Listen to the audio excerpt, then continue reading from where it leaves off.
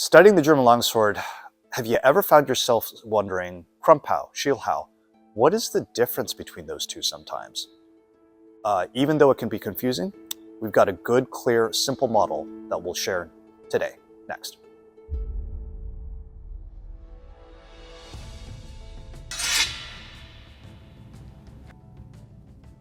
Jeff's High Forte Swordplay. So today we're going to be talking about what is that pesky difference between Krump and Schiel.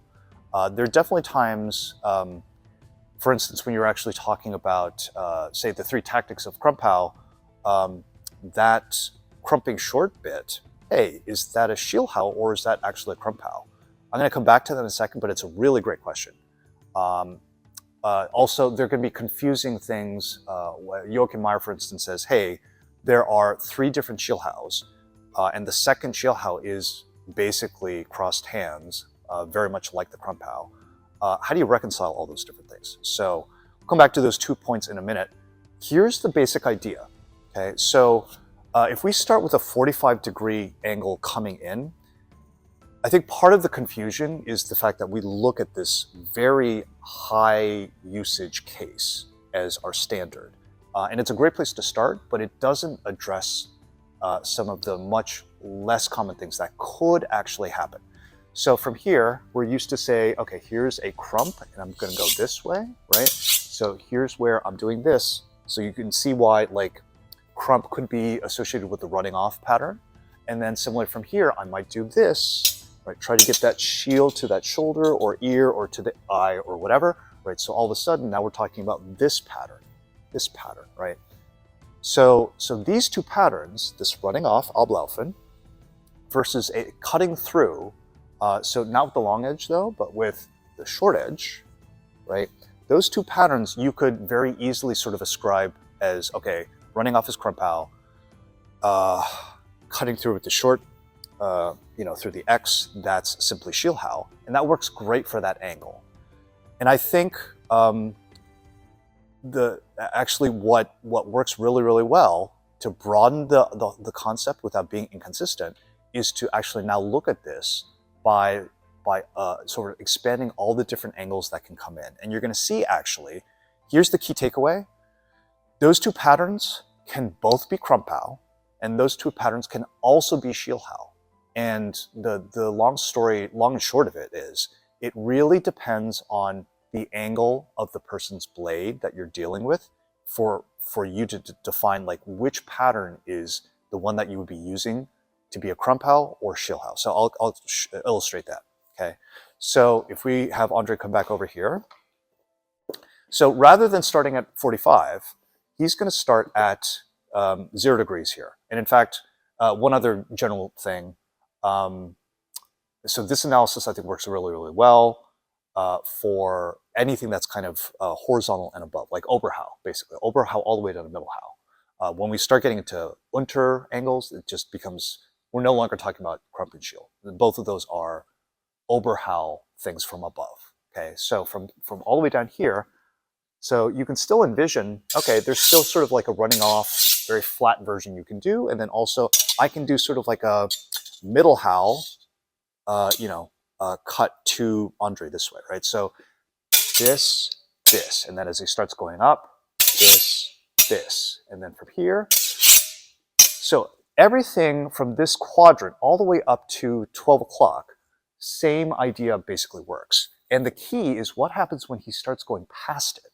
So once he starts going here, sure, I can still hook there for my Krump, and then here I can still try to attack on that side and close him out this way. But notice what's happening now with my cutting pattern, right? From here, as soon as he crosses this way, I'm to hook, I have to do this, which now starts to look like this. So before I was doing this, the running off for Krump. As soon as it starts to get to the other side, I have to change it to this. That's when that magic transition seems to happen, going from a running off more and more vertical to all of a sudden, now I have to hook to get that sword past, right? So here, okay, I got to do this. That's my Krump. That's my Schiel. And then, yep, further this way, Krump, Schiel. Okay, so So actually, I don't think it's really much more magical than that, right? So it's really, this is why the opponent's blade is really critical uh, in terms of just trying to decide, okay, if you're trying to crump or trying to do a Schiel, which pattern is the one that makes sense.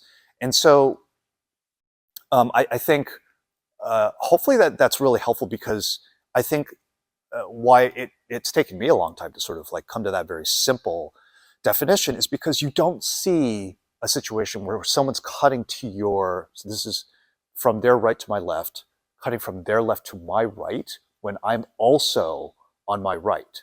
Like if I'm here and my opponent's cutting this way and I try to do that hooking, if it really is from out of distance, like I'm gonna cut that like right into me. So like that's not a place that I really want to be. I don't usually want to actually do a crump against someone who's cutting from their left towards my right. Right? I want to use a different technique generally. But like from a pure definition perspective, if for whatever reason, if it's there is something on the left here where you just end up on the side and you have to like clear it and actually sweep it aside, that effectively becomes to me, a crump. And then similarly, if I'm there and I'm trying to get underneath, that's just a pretty standard Schiel. So yeah, hopefully those kind of different patterns make sense as to why you do one over the other, depending on whether, we're crossing that line from, if the opponent's cutting from the right versus their left. And so what are some impacts of this? So if we go back to Krumphau and you think about those three tactics, crump to the hands, no problem, running off. Crump to the blade, running off. If I'm going underneath to the shortcut, guess what? That's a Schiel. So even though it is a crump tactic, to me, mechanically, I would definitely call crumping short actually a version of Schiel. And then similarly, for Meyer's three Schielhaus, right? Like, so what I think he's saying is basically, here's your first Schiel, right? And actually, Andre, let me see if I can kind of illustrate this. So if I do this, here's my first Schiel, right? And then actually, if he actually slips under, right, and actually durchwechseln under, so this is related to something we'll be talking about later with like the details on Schiel. The concept of like you can counter Schiel by durchwechseling and actually changing through. From here, to counter this, they actually talk about, all right, turn the long edge so that you can execute the next Schiel after that. So basically you've done one Schiel here, right? And as he slips under, so this piece here is effectively, even though they're sort of like considering it part of the Schiel family, they are very related. Krump and Schiel are another way of looking at it. Krump and Schiel are basically the mirror images. They're the yin and yang of each other. So Krump is simply kind of doing a short edge parry to your outside. Schiel is that short edge on the inside, effectively. So so hopefully, even though it can be a little confusing trying to reconcile this model against what is being said in the sources, I think it's pretty solid. And I would encourage people, okay, let's look at places where people are actually talking about a Krump or Schiel. And if we're sort of unclear on, what side the blade is for these different things, if we apply this model, hopefully this actually helps people when they're actually trying to figure out some of these interpretations from the original source material. So that's it. Hopefully, like one of the real big things is it's no longer as simple as running off is always Krump and cutting through with the short edge is always Schiel. It's mostly true most of the time, but hopefully that gives you an idea of how to figure out when there are edge cases that you might actually have to apply. And again, I think as we look at some of the more advanced techniques where you get into these kind of weird places, like actually the rows, where you go here and you have to hook, all of a sudden you can think of that actually as a Krump, actually.